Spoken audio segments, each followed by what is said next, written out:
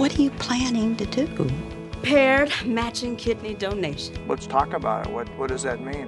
Why not make the offer? It's a good offer, right? I think about it so often that 6 people's lives were saved, and that was the miracle. What happened to me was a blessing. I mean, now I know why I'm alive. I'm just so incredibly lucky, and I know it. I know I'm the most fortunate person ever. Carrie's family reached out and saved my life.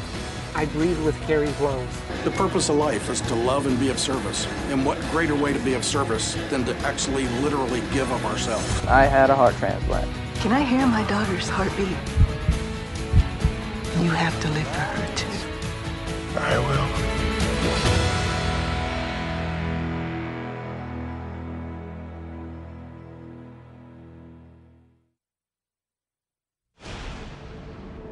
In 7 days, God created the world. And in 7 seconds, I shattered mine.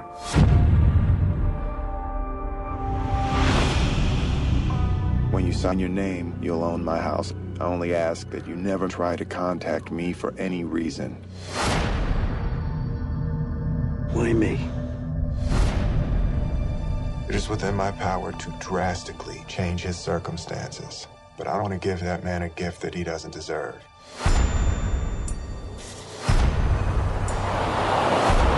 What are you planning to do?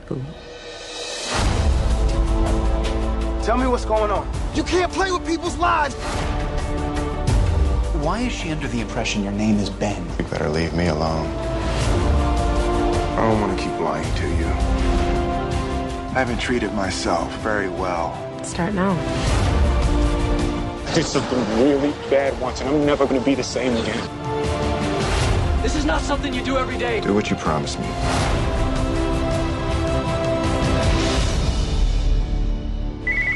Hello? This time,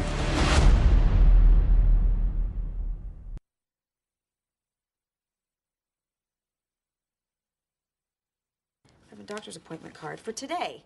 Who's, Dr. Gagosian?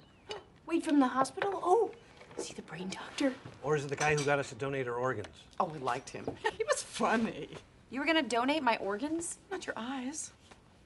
I could never look anyone in the face again without wondering. All right, well, we don't want that. Who's, Dr. Gagosian? Wait, from the hospital? Oh, is he the brain doctor? Or is it the guy who got us to donate our organs? Oh, we liked him. He was funny. All right, well, so I'll keep this appointment, and then you and I can get to know each other when you drive me into the city. Sweetheart, don't you remember I told you I'm getting my hair trimmed? Howard, she's starting to forget things again.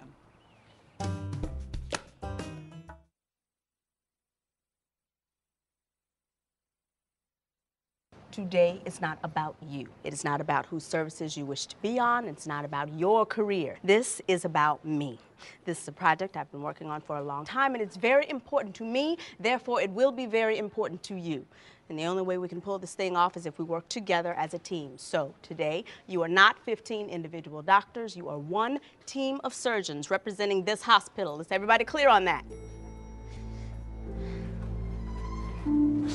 Why would they need so many doctors for one surgery? Because it's not just one surgery, it's 12 surgeries. 6 kidney transplants and 6 ORs, all at the same time. Paired matching kidney donation. Just 6-way swap. 6 people donate kidneys to total strangers. 6 people get kidneys from total strangers. 12 people walk away happy. Paired matching kidney donation. Otherwise known as pseudodomino surgery.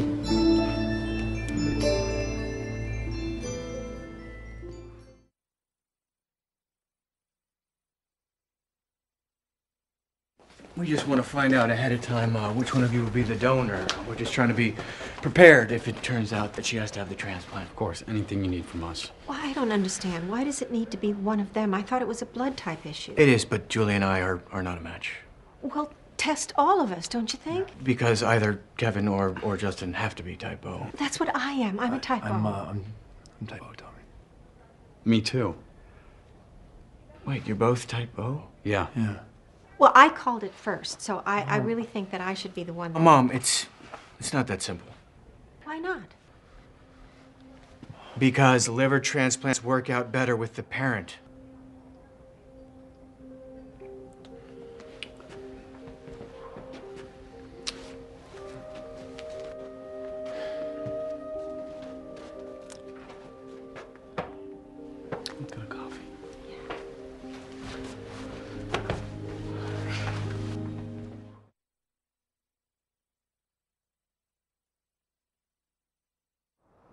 had the conversation and you said you were going on a waiting list. And I said, well,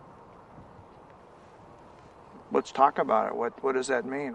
I mean, I knew what it meant for Larry, but what does that mean for a donor side? And it's easy for me at that moment to say, sure, I'll go and get the education and talk about it, you know, because I had the same knowledge that most people have. The chances of me lining up were next to nil, right? So why not make the offer? It's a good offer, right?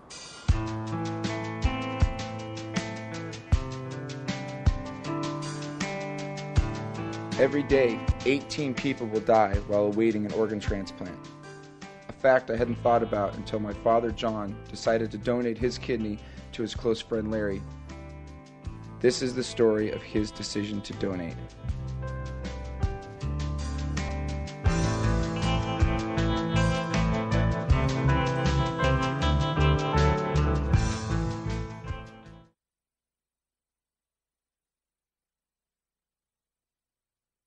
They'd done everything they could to save her life. I remember sitting there and holding her hands and just asking God for a miracle. To have that much strength and that much faith after having lost 2 children within 2 years of each other, I won't ever forget that. I think about it so often that 6 people's lives were saved, and that was the miracle.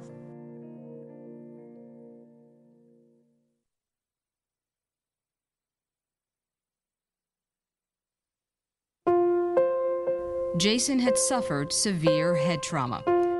There was no sign of brain activity. So a representative from the New Jersey Sharing Network, a group that facilitates tissue and organ transplants, was called in. I was thinking everything except sharing his organs with anybody at that point. As one family grieved, another got a ray of hope. For over a decade, 58-year-old Ronald Griffin had suffered from congestive heart failure. Jason's heart was a perfect match. 43-year-old Dennis Corzelius and his wife Patty had been married just over a month when doctors told him he faced certain death from liver failure. He was just a kid, and I just was a bunch of mixed emotions.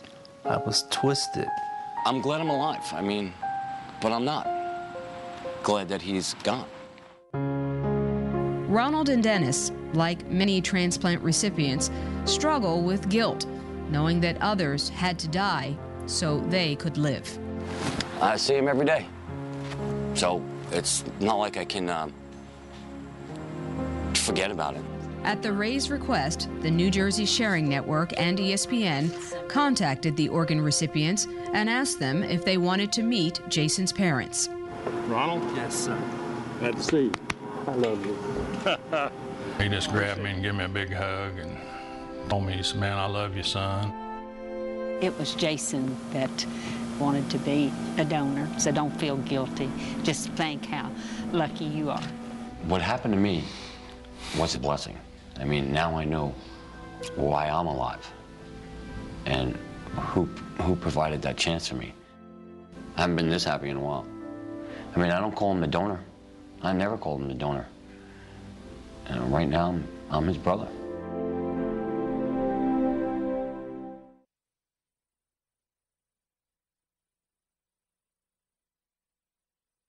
The incredible story of a family from Nebraska who gave a baby girl they'd never met the ultimate gift. This is Milton and Janet Bemis. Without them, this day, the happiest of Lily's life never takes place. Faced with the unthinkable, Milton and Janet made a fateful and at the time unprecedented decision. As soon as we got him to the hospital, they put him on life support. And we knew right away, the doctors were very open with us, and we knew fairly certain that Matthew probably would never make it. I just happened to say, do you think we can? And Milton finished my sentence. I said, donate, and she said, yeah. I am just so incredibly lucky, and I know it. I know I'm the most fortunate person ever. You think back and you know that this almost wasn't, and that it was a possibility that it never would be. We've got a wonderful story to tell, and we want other ones to feel the same way we feel. That's why we do this.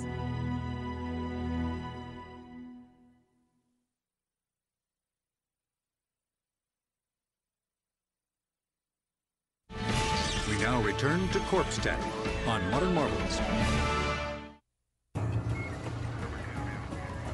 When the worst happens and a tragedy occurs, there just might be something incredible to come from it. Because the dead can save lives. The purpose of life is to love and be of service. And what greater way to be of service than to actually literally give of ourselves? One deceased organ donor can save the lives of 8 other people. At any given moment, there are approximately 100,000 people awaiting an organ transplant in the United States. Heart, kidneys, lungs, pancreas, liver, and intestines. Today we have the ability to transplant almost every vital organ in the body.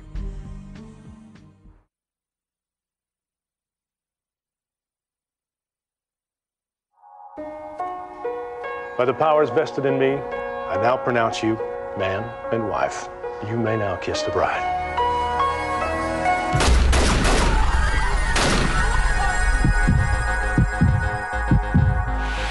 Next time you see this, I'll be getting paid.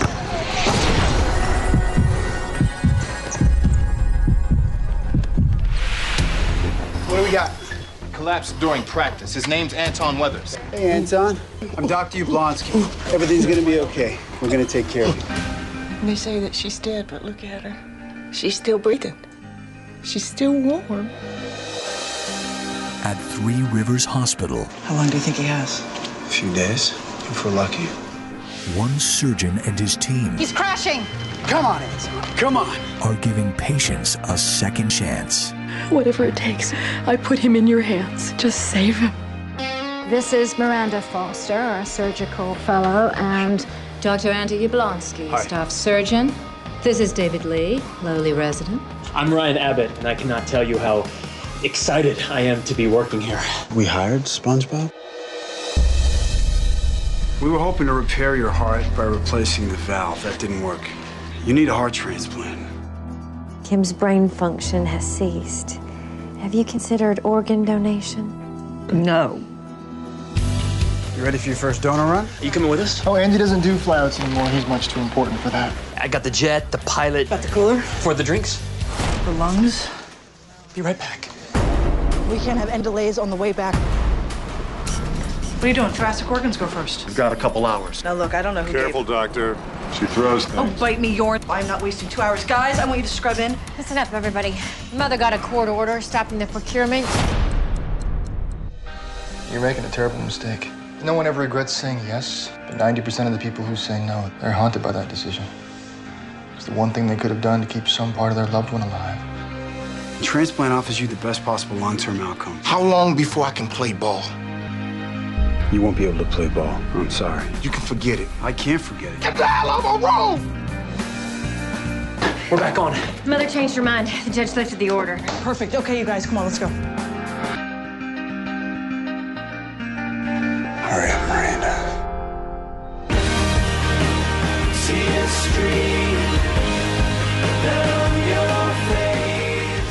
There's a heart arriving in half an hour, and it's yours if you want it. Give it to somebody else. A second chance is a powerful thing. Take it. Somewhere out there, somebody's getting up to go to work and they have no idea that they're going to become a donor today. Let's go. Let's save the ones we can save. Come on, Anton. I never get tired of seeing that. You did your part, and because you did, 3 other people are gonna live. Let's take that win and go home. The donor family's here. I brought a picture of Kim. Can I hear my daughter's heartbeat? Yeah. You have to live for her, too. I will. And ignite your bones, and I will try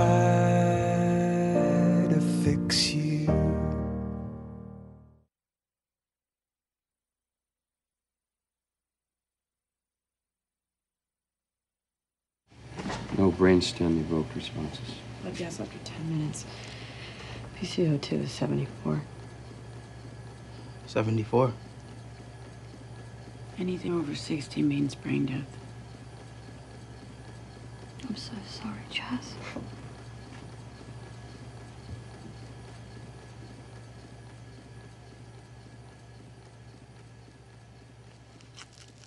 What are you doing? Chaz, there are no vital signs to monitor. Not yet. Can you please just keep this thing going a couple more hours? No, he could come back. Maybe he'll come back. His heart's gone. His brain's gone. We're pronouncing him.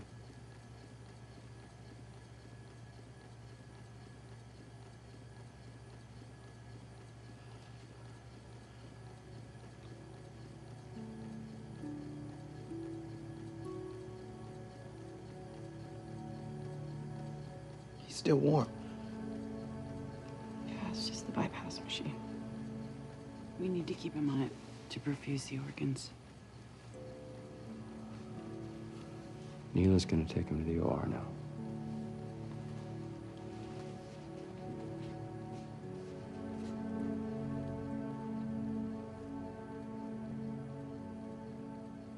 I got this from Enos, a 15-year-old girl in Nebraska, father of 3 in Maryland, and a college student in Texas. All got organs from Greg.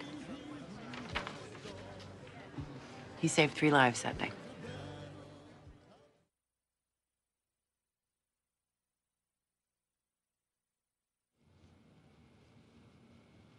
What was Billy like?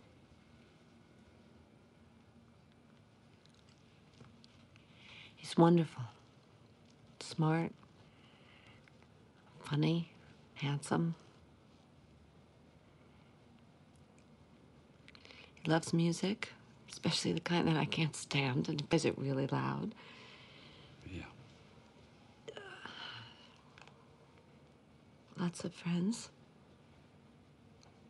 There's always kids coming in and out of the house.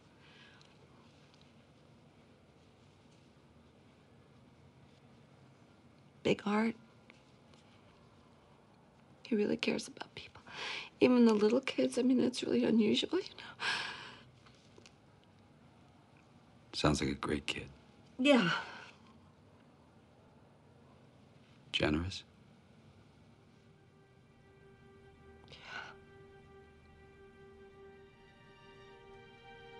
Yes.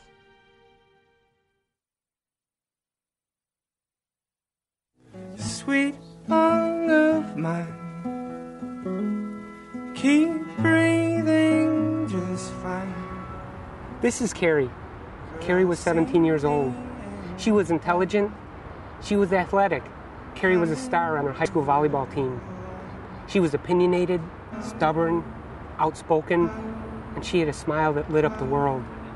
A little over 8 years ago, she was having dinner with her family in Iowa.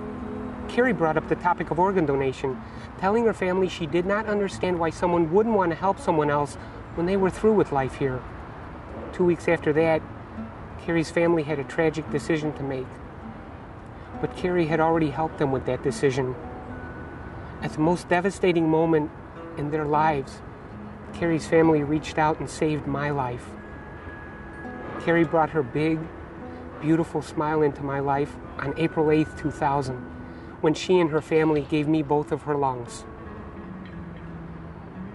My name is Steve Fairhow. I'm 48 years old, and I've lived with cystic fibrosis all of my life. I breathe with Carrie's lungs. This is my story. I was listed for lung transplant in September '97. My lung capacity at the time was around 10% of a normal person's. I was on countless medications. I was on oxygen around the clock, and I required chest physical therapy.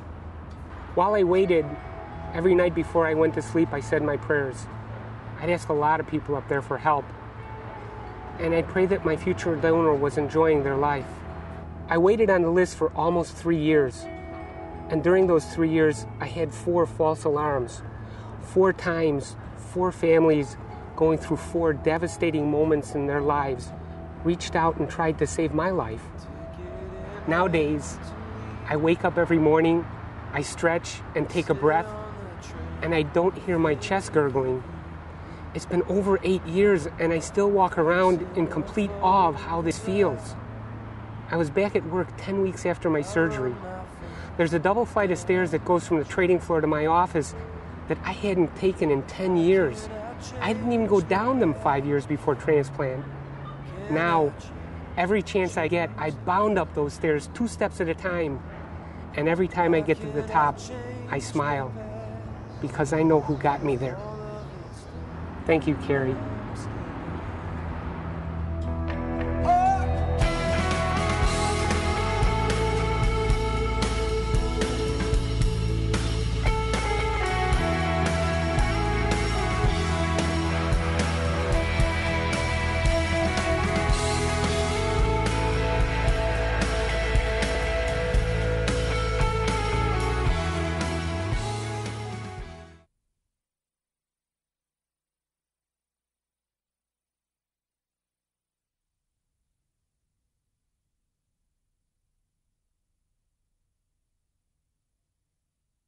The severity of the death of John Stanley was really tough for me.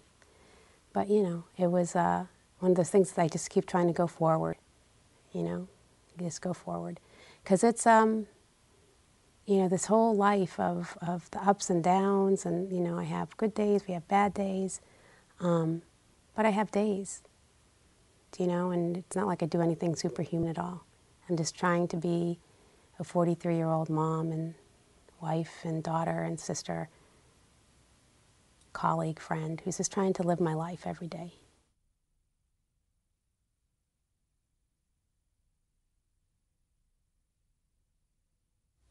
You know, their family gave me a gift, but more importantly, that they had the conversation with each other, and that they knew how their son felt, and that I was just the beneficiary of this family's wonderful discussion.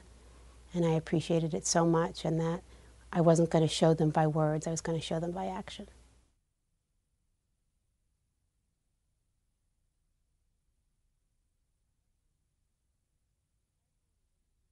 The entire time I've been going through this, nobody ever told me how I would die, like what death would be like from kidney failure. I had no idea.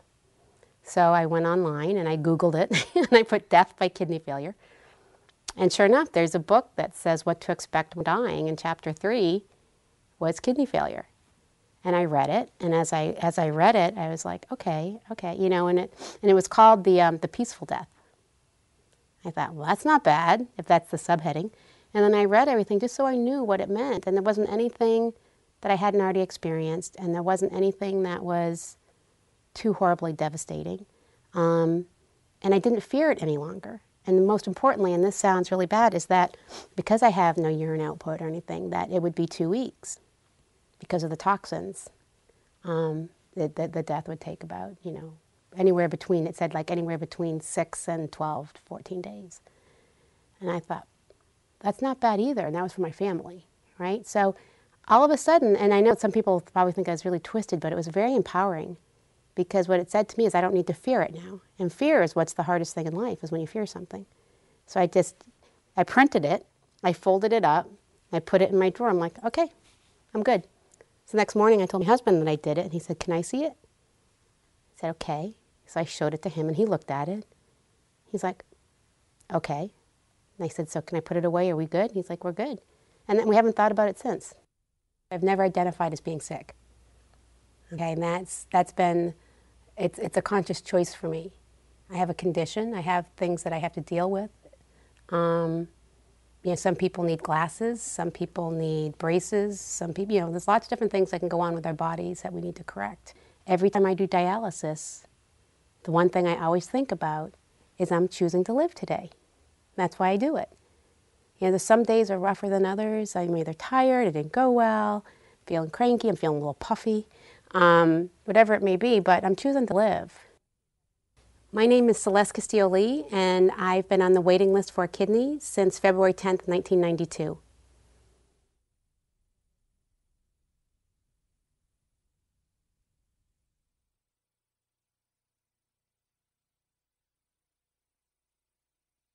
I want to work for ESPN one day, because my entire life revolves around sports. When I get to college, I'm probably going to run track again. I want to be an accountant. I'm just a regular 21-year-old girl. That's all I want to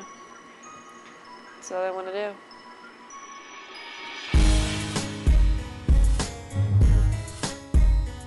I'm on a transplant list for 4 organs, which are stomach, pancreas, small bowel, and liver. I basically have been critically ill for 5 years. I've been waiting, as of today, 20 months. I'm 16, from Monroe, New Jersey, and I had a heart transplant. One night whenever I laid down, I couldn't breathe. I had to be admitted to the hospital immediately because there was something wrong with my heart. My doctor was treating me for gastritis, but I never had gastritis. I started getting a reaction towards the medicine. It messed up my kidneys. I've been on dialysis for almost a year. If you are what you say you are. I've been waiting 11 months to get a kidney and go through the surgery and continue my life.